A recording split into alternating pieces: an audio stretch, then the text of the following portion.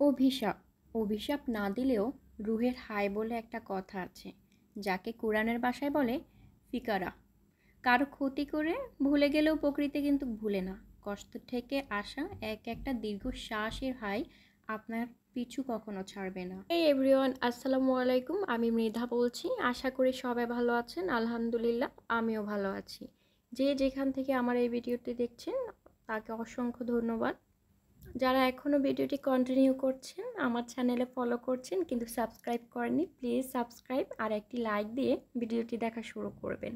আর যারা already subscribe করেছেন তাদেরকে জানাই অসংখ্য ধন্যবাদ। আমরা যারা ঘরোয়া নারী, তারা রাতে যখন ঘুমোতে যাই, সকালে কি রান্না করব, নাস্তাতে কি থাকবে, দুপুরে কি নাস্তা করব, এই ছাপ নিয়ে ঘুমোতে যাই। এই চোখটা বুঝলাম, মনে হচ্ছে সকালবেলার অ্যালার্মটা বেজে উঠলো। আমরা যারা জয়েন্ট ফ্যামিলিতে থাকি তারা ইচ্ছে করলেও সকালবেলা ঘুমিয়ে থাকতে পারি না, উঠতেই হয়। তাই আমিও আজকে ভোরবেলায় উঠে গিয়েছি।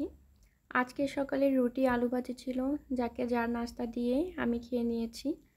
তারপর কিছু সময় বাসায় কাটিয়ে দুপুরবেলার মেনুতে চলে গিয়েছি। দেখতেই পাচ্ছেন এখানে আমি আলু কিউব সাইজ করে নিচ্ছি। হ্যাঁ, এটা আমি আজকে গরুর ভট রান্না করব। আর সাথে আলু না দিলে তো জমবেই না, তাই কুটি কুটি করে আলু কাটছি কিউব সাইজ। পেঁয়াজ মরিচ সব কিছু কাটা শেষ। আর কাঁচা কলা রান্না করব, তাই কাঁচকলাও কেটে নিচ্ছি। আমার কাছে রান্না করতে ভালো লাগে না কাটাকাটি করতে। তাই নাস্তা খাওয়ার পর আমি যত তাড়াতাড়ি পারি কাটাকাটি করে আমি কিচেনের ধারে সব কিছু রেডি করে রাখি। তারপরে 11টা 11:30টার দিকে আমি রান্না ছড়িয়ে দিই। আমি চোখটা খুলে যদি দেখতে পারতাম আমার কিচেন ঘরে সব কিছু রেডি, আমি জাস্ট উঠে রান্নাবান্না করব। কিন্তু এটা তো আর সম্ভব না। কীভাবে কলা কাট করে আমি জানি না, তবে আমি তো এভাবেই কাটি। আর রসুন ব্ল্যান্ড ছিল না, রান্না করতে গিয়ে যখন দেখি যে রসুন নেই, তখন এটা এক প্যারা লাগে। তাই চটাচট করে অল্প কিছু রসুন ব্ল্যান্ড করে নিয়েছি। এই যে এক পাশে আমি গরুর ভট বসিয়ে দিয়েছি, আর অন্য পাত্রে বসিয়ে দিয়েছি কাঁচকলা। আজকে আমি কাঁচকলা রান্না করব মাছ দিয়ে, ঝোল ঝোল করে রান্না করব। আর আমি গরুর ভটটা ভালো করে আগে প্রেশার কুকারে সিদ্ধ করে নেই।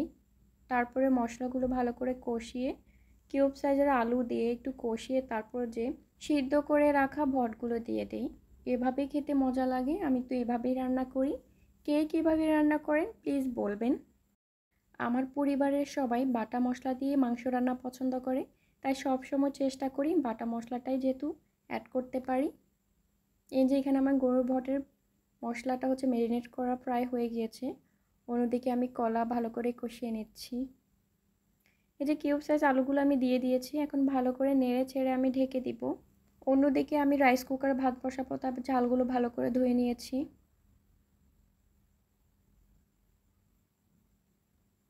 একটু পর পর এসে আমি আলুগুলো নাড়াচাড়া করে দিচ্ছি, নিচে লেগে যেতে পারে। আর আমি কিন্তু বলতে পারেন একা মানুষ, অনেক কাজই সামলাই। এই যে রান্না বান্না বসে আমি অন্যদিকে থালা বাসন ছিল ওটা ধুয়েছি, ঘর ঝাড়ু দিচ্ছি, অনেক কাজই করি, শুধু রান্নাতে আটকে থাকি না। প্রেশার কুকারও আমি যে গরুর ভট এক পাশে আমি সিদ্ধ করে নিচ্ছি, অন্যদিকে আমার আলুগুলো সিদ্ধ হয়ে যাচ্ছে। আমার তো একটা অভ্যাস আছে, আমি রান্না করি আর চারদিক ক্লিন করতে থাকি। এটা মনে হচ্ছে প্রায় সব মেয়েদেরই স্বভাব। এটা ভালো দিক না খারাপ দিক আমি জানি না। আমি তো রান্না করতে থাকি আর গ্যাসের চুলা চারদিক শুধু মুছতেই থাকি।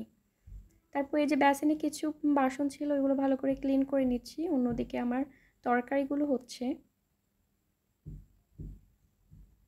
আসলে বেসিনে অনেক কিছু জমে থাকলে আমার শান্তি লাগে না, যে পর্যন্ত আমি না ক্লিন করছি।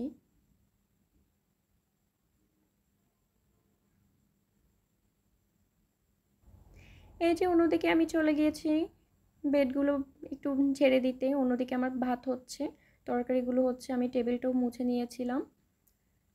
আমার শাশুড়ির যে রুমটা ছিল ওটা একটু গুছিয়ে নিয়েছি। সব তার ভিডিওতে দেখানো সম্ভব না, ভিডিও বড় হয়ে গেলে আপনারাই দেখতে অপছন্দ করবেন, বিরক্ত বোধ করবেন, তাই যতটুকু সম্ভব দেখাই।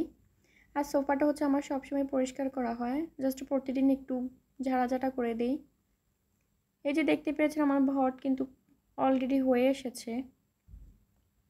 একটা মজার বিষয় আমি ভাত বসিয়েছি কিন্তু যে কারেন্টের সুইচ ওটা দিতেই ভুলে গিয়েছি, পরে এসে আবার দিয়েছিলাম। সব শেষে আমার ঘর ঝাড়ু দেওয়া বাকি ছিল।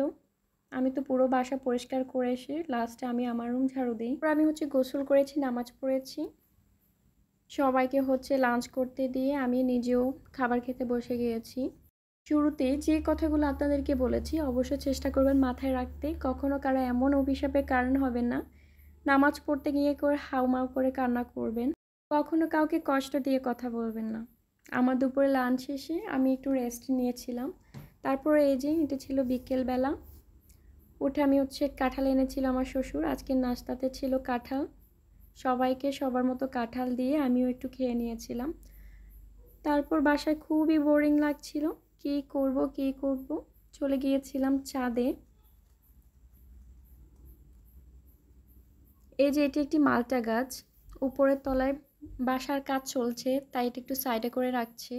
বাইরে ঝুম বৃষ্টি হচ্ছে আর আমি তো টেনশনে শেষ। আমার বাসার জানলাগুলো খোলা, মাত্রই আসলাম, আবার চলে যেতে হবে।